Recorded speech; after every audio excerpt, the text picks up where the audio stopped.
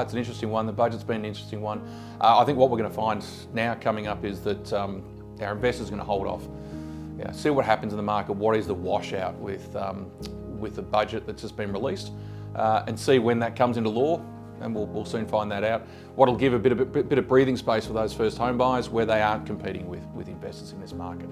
Not that we've seen a huge competition against first home buyers and investors, but it will give them a little bit more breathing room.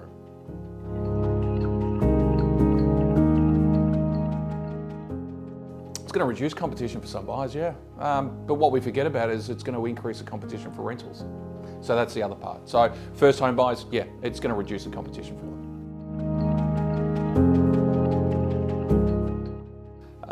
It's like the old saying, well, actually I can't say that old saying. Well, the old saying was, when the tide's out, you can see those who are swimming naked.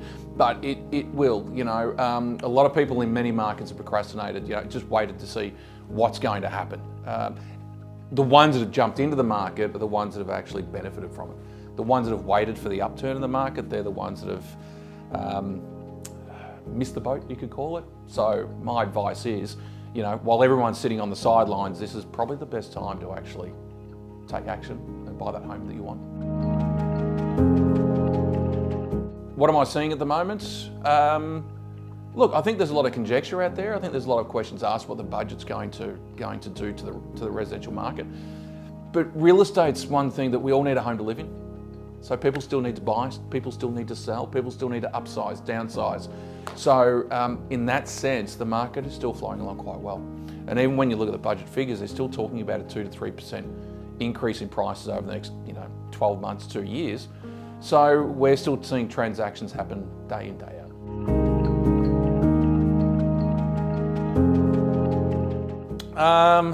Well, it really depends on what you want to do.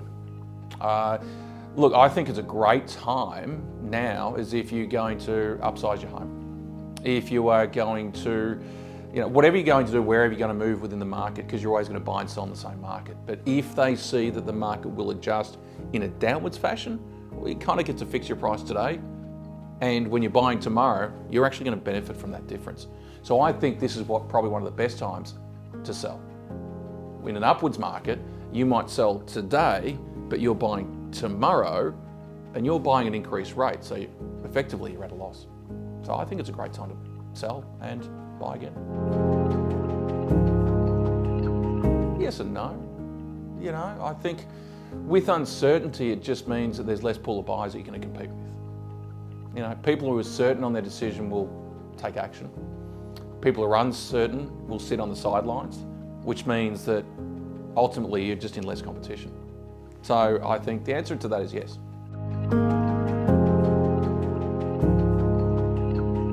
100% yes. Yeah, and I think we'll find an uptick in prices in relation to those. I'm already seeing where we've got developers looking at development sites, homes that require to be pushed over and they can build two dwellings on it, 2, 3, whatever it is. So we're starting to see a shift in that. But I think you're going to be paying very soon, you're going to be paying a premium for new builds in good locations. Yes, 100%. You've got at the moment, if presentation is one of the key things, so the presentation of the property, but pricing, we've got to be realistic in this market. If you're trying to be too optimistic, you're going to be sitting on the market for a little bit longer than expected. I think that's going to really affect your ultimate sale price. So if you are realistic and you present the property extremely well, your property will sell in a very short period of time. I think every market still suits auction, yeah. I think it's, with an auction you understand there's a serious seller and there's a serious buyer, and that property will meet the market, but also the market will meet that particular property wherever that price may sit. So I still believe auction far outweighs the private sale. And I think we'll find for private sale coming up, and look, we'll see how it rolls out, but I think days on market on private sale will start to push out, which we've seen in many markets before. And that's where auction succeeds it. Instead of being 60 days on market, you're bringing that to 30 days on market, achieving a better price.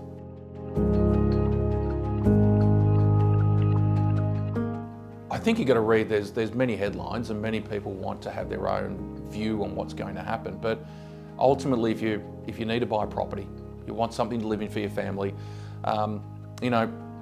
research all the recent sales, make sure all your finances sorted, make sure your deposit ready. So if you're in the right position to purchase, I think you need to look through the headlines and just make that decision. Because while everybody's uncertain, that's the best time to buy. Because when you start seeing an upward tick in that market, and whenever that will happen, and I don't see it being too far down the road, you're going to get caught out. So I think right now is, get certain, have all your ducks in a row, look at your comparables, and make a clear decision.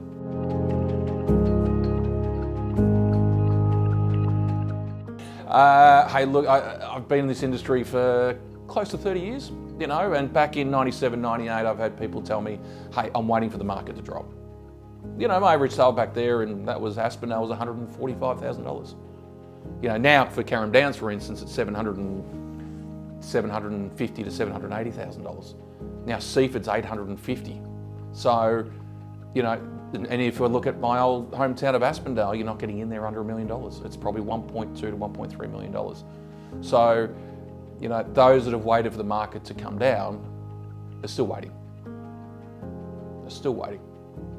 So, get in. For existing owners, I think we've got to be cautious of the headlines. So, look at what's grandfathered. A lot of people are going to hold on to the property. I don't think you need to rush to sort of considering moving the property on if you're investing for the long term. What I see with the rental market is, we'll see, and we already have seen people sell due to government decisions, interest rates, which ultimately means that there's less available properties on the market for those who require to rent. I see that, and I've seen that for the last couple of years, and I'm going to see that continue on. So the rents are going to increase. There's absolutely no doubt about that.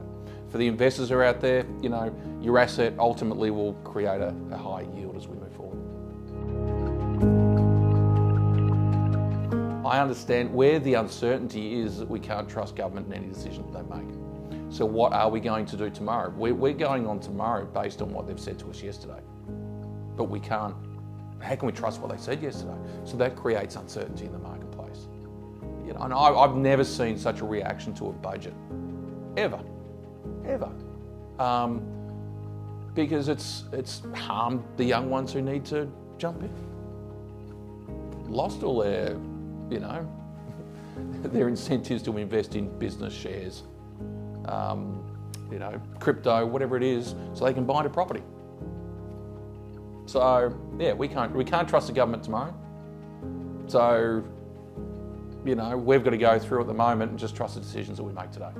Look, I think in anything that we do in real estate, and I say to my team, we sit in this home today. Somebody needs this home.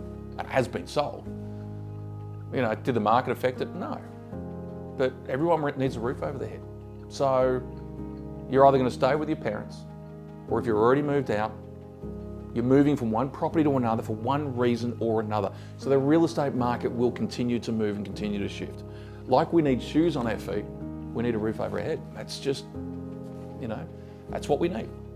So the market will move. It's, the government just keeps getting too involved in our lives.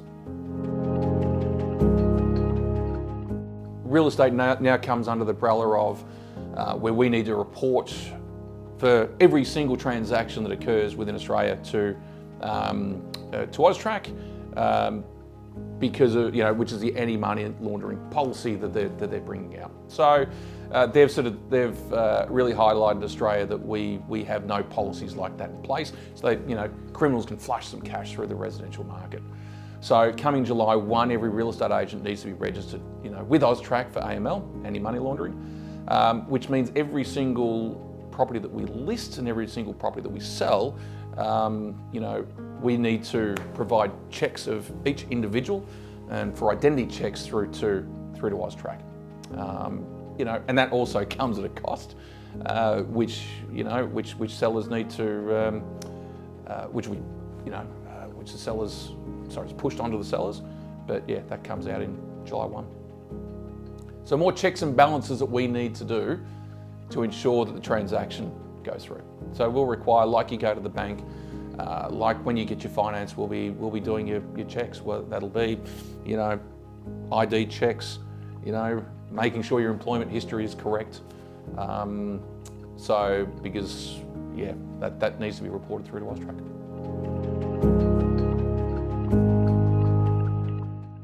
I think they need to read the budget correctly, just understand what's grandfathered and what's not. And just understand that your grandfathering is, you stay under the same CGT rules, capital gains tax rules, up to July 2027, and then after that you'll move. So you'll keep that up to July 2027. Your property, you'll require a valuation based at July 2027, and then post that you'll move into the indexation method that the government have put in place. So that'll take into consideration inflation indexation. But you keep up to July 27 your original CGT rules. So which means if your asset's gone up, call it by $500,000, at July 2027. So if you've sold pre-July 2027, so you'll keep your old rules. Post that, say you've made a $500,000, let's say it's $500,000 growth at up to July 2027, let's say 2028 it's $600,000, your 500 is under the old rules, your 100 is under the new. If you want to buy, go out and buy, don't wait. Like if you wait, you're waiting with everybody else. Be that opportunistic person that goes in and secures the home today, you're going to thank yourself later on. And for the sellers, you're selling for a reason. And that's, you are upsizing, you're downsizing, you're moving jobs, you're moving areas. But also I think it's a great time that you can actually sell, buy the next property you want, and you're not in an inflated marketplace. So I think there's a lot of silver linings. There's a lot of silver linings to uncertainty. With certainty, we can all be confident about what we're going to do, and we're all going to get excited about the market increasing, but we forget about sometimes if we're a purchaser or even a seller going to purchase, every month that goes by, if that market increases by 2%, 5%, as we've seen in the past, you're spending an extra 5% month in, month out if you don't buy. In the hottest markets that we've seen, like some of our pockets went up post-COVID 35% in 12 months. So if you didn't buy through COVID, wherever, the early parts, where everyone was uncertain and waiting for the market to crash and burn, you lost out on a lot because it just took off. Because once everyone said, I've got money and I'm ready to buy, everyone moved in the same direction. And that's the thing about markets. Everyone will move together in one direction. Sometimes it's the outlier that takes advantage. We can all go out and read the headlines, make our decisions, or be completely uncertain about what we're going to do. All I'm seeing in Australia at the moment, let alone the current market that I operate within, and let alone the state of Victoria, we just don't have enough homes. We just don't. We're not building enough. And that's still going to, it's still going to create an environment of lack of supply, high demand.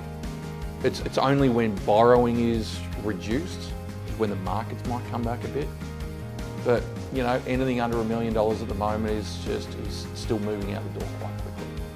So anything over that $1 million mark, good properties are selling still quite quickly. It really is. So we still have a lack of supply in homes, and that hasn't been fixed. Doesn't matter what they say, it has not been fixed. And I don't think it's going to be fixed for quite some time. And I think certain government bodies have got their head in the ground about it. And that's going to play out.